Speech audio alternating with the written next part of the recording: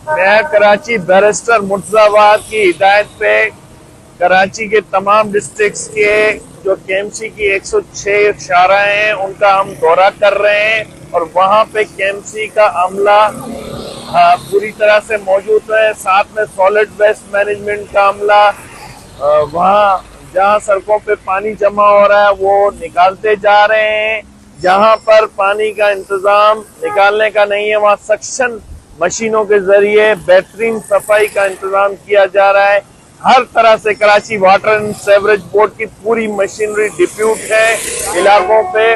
और जो अंदरूनी शाराएं हैं शहर की, वहां पर टाउन का अमला, मुतलका टाउन का अमला अपनी हिसाब से बहुत अच्छा काम कर रहा है और सब कोशिशों में लगे हुए हैं कि इस बारिश में कराची की शहरियों की बेहतरीन खिदमत की जा सके और उनको उन मुश्किलात से निजात दिलाई सके।